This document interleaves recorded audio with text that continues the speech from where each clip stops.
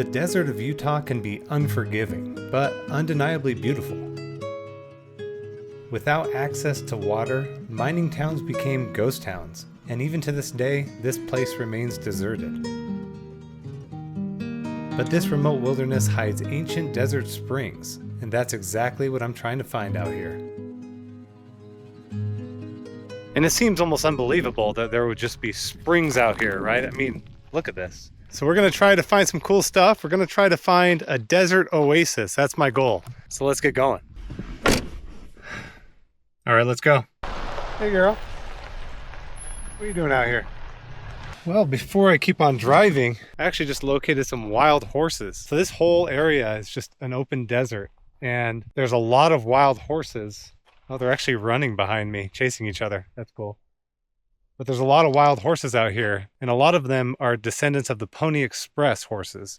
Now on to the spring. All right, well, I made it. This is unbelievable. It's just this green, lush area in the middle of this desert. It's so hot out here. It's probably 95 degrees right now, but this is unbelievable. There's so many bugs flying around, tons of birds. And you know, these springs are really important because there's actually a lot of animals out here. There's pronghorn, wild horses, you know, there's cows out here, badgers, tons of birds. So these are very important for the ecosystem. Here's a portion of the water that's not covered in grass. But you can see the trails that those wild horses have made to get down here to drink. Just tons of hoof prints, stuff right by this water. And you may think, you know, if there's a desert spring, then it's drinkable. But, you know, there's a lot of salt in some of these springs, alkaline. So not every single spring that you find is going to be an oasis where you can drink. But it looks like this one may be drinkable just because the horses are coming up to it. Some old bones right here. I always find bones scattered over the desert. Little dock here. Oh, there's frogs everywhere. You guys see that frog right there?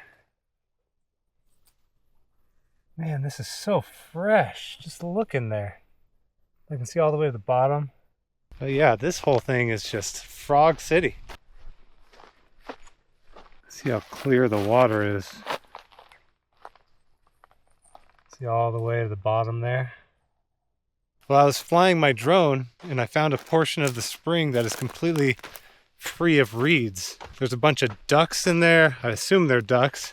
And man, it looks awesome. So I'm gonna hike over there. I found it. Man, when you picture an oasis in the middle of the desert, this is really what you picture.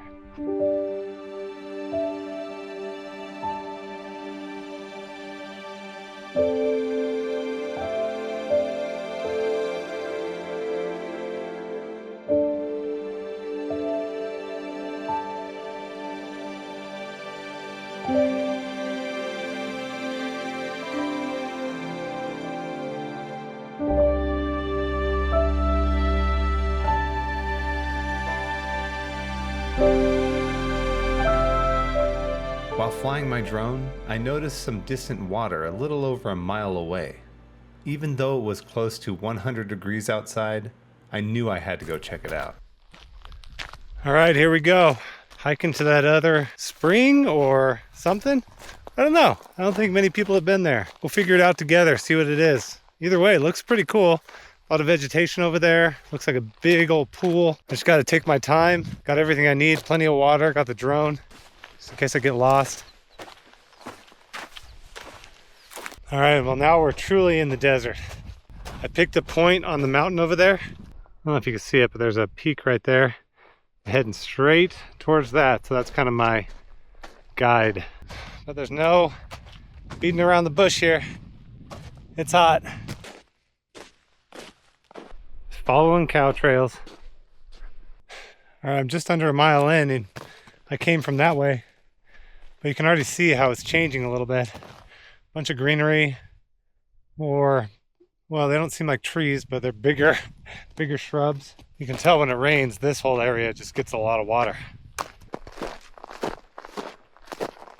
Yeah, you see how the landscape's changing? You can tell water just collects here. A lot of big bushes. Well, you can see behind me how this would be filled with water. Oh, it's pretty muddy actually. Oh yeah. Oh shoot. Okay, well, I don't want to walk in that. I mean, I knew the salt flats could do that. Just suck you right in, but kind of scary. I'm gonna stay above that. I'm sure it's just covered in water. Like a big pond whenever it rains. I found some brief shade behind this bush. I think this is as good a place as any to put the drone up and kind of scout the area because it all kind of looks the same from ground level. But I'm pretty sure there's water near me. Okay, I found what I'm looking for. Right in front of me is a bunch of water. Really does look like a desert oasis out here. Check it out. And there's no wind, so it's just so peacefully quiet.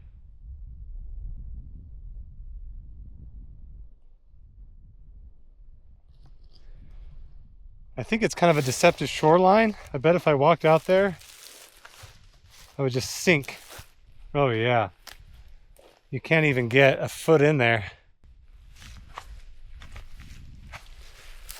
Yeah, if I was to even walk in there at all, like 5 feet in there, I probably wouldn't be able to get out. It's like all quicksand.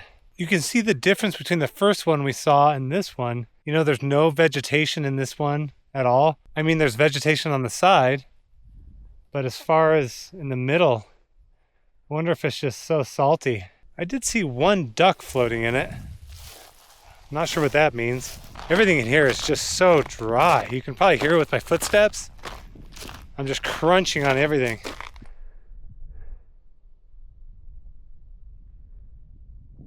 Wow, so cool. I put myself in the shoes of someone who's lost or something looking for water, right? And then you see this, probably undrinkable. Just such a tease. I'm about 1.5 miles from my truck. It's really hot out. Just need to make sure I'm not being stupid, right? Cut to me walking out and getting stuck in quicksand. This entire place during the Ice Age was covered in a giant lake.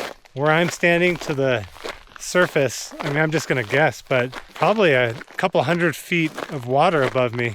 You know, in Utah, we have the major lake called Salt Lake, and that's just a leftover remnant of Lake Bonneville, which is that huge lake that went away. And the Native Americans, you know, they were out here too. I'm sure they knew all the springs and where to go for water. Nice to see a kind of snippet of it and experience it myself. Yeah, I'm gonna make the trek back to my truck. Pretty hot, I'm sweating like crazy, and that's it. I'm just gonna hike back. That was a hot walk back. Gotta go sit in my truck and warm up a little bit. Gotta sit in my truck and cool off a little bit. Whew. Oh, it's so hot. All right, well, there's a couple more springs that I want to visit, and they're quite a bit different than the ones we just saw. These ones are at the foothills of some mountains, so they're kind of like mountain springs running down. But I'm gonna get pretty close to those, then I'm gonna find a camping spot and make some food and camp out for the night. So yeah, let's get back on the road.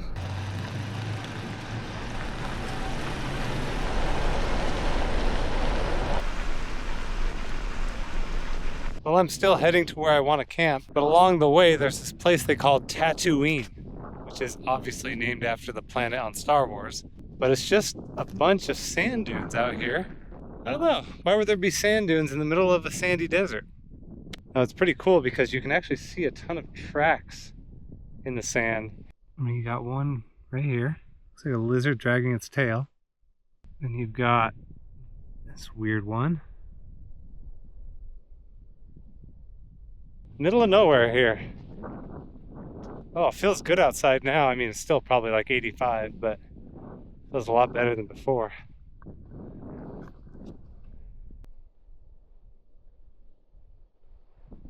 Anyway, let's get back on the road, find a camping spot. All right, found my spot for the night. Parked by this old water tower thingy. But yeah, there's the valley down there I drove up, but these mountains over here have unbelievable rock formations on them.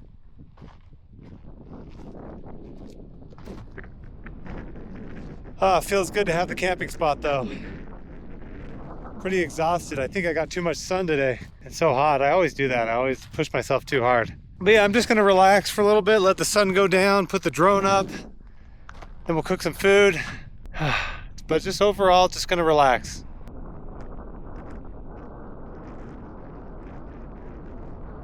I already know the back of my truck is just going to be so sandy.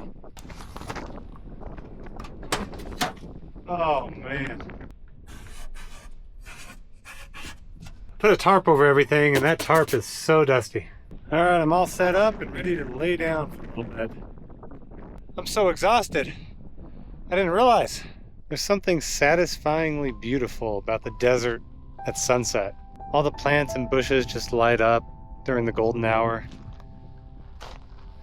It makes it feel alive. And during the day, sometimes, just, that unforgiving heat, that harsh light, the heavy wind. But in the evenings, the sun goes down, the wind calms down, the temperatures drop. It's just so nice. It'd be so cool to get a snapshot just to see in the past on, what the spring looked like back in the day. Or really any location, right? Not just that spring, but anyway, I'm just babbling on, waiting for the sun to go down, the temperature to drop a little bit more. Then I'm gonna make some food.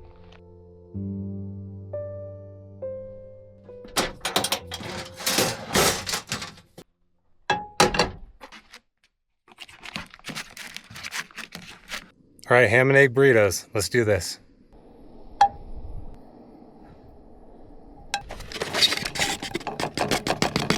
Oh, it already smells so good.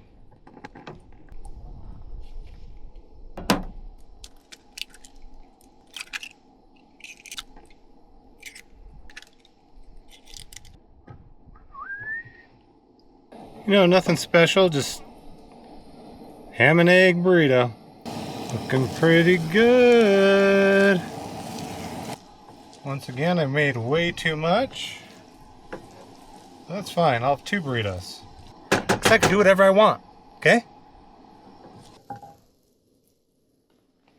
A little bit of Tabasco for the boys. Now, I know a lot of people hate how I fold a burrito, but hey, it is what it is. All right, here we go, first bite.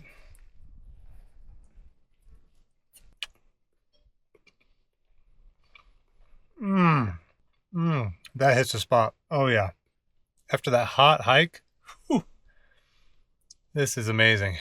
All right, I'm gonna finish this, then get cleaned up. So, see you in a minute. All right, just hopped in here, got ready for bed. I'll see you guys in the morning. Good night. Oh, well, good morning. Oh man, I'm just barely getting sun on me, but I picked the perfect place to sleep. The mountain behind me right here kind of gave me shade for a long time. Kind of slept in. It's around 8 o'clock. Let's get out of the truck. All right, well, good morning. Already feeling a little warm with that sun peeking over the mountains there. Oh, feeling good. Got some good sleep. Nice and cool at night here in the desert.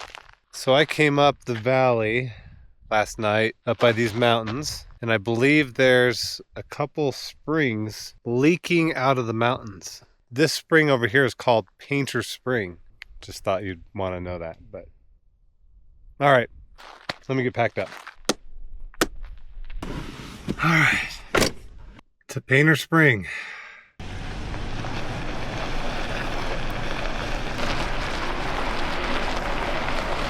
And not the best road here.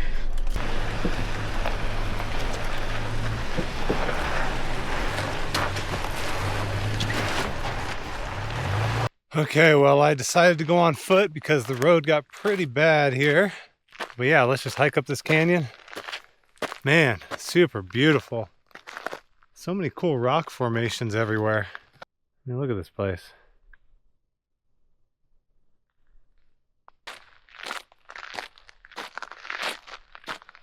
Just spires of rocks just jutting up. It's crazy how it's a completely different biome up here.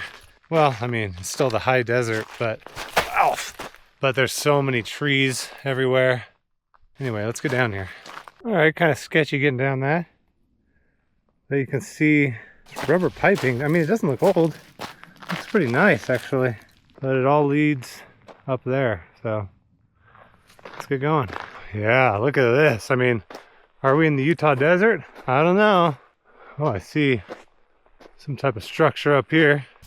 Oh, this is awesome. Feels so good up here. Yeah, it looks like some type of dam they built. Oh yeah, so the water is running down this. It ends right there. Kind of just going into the desert.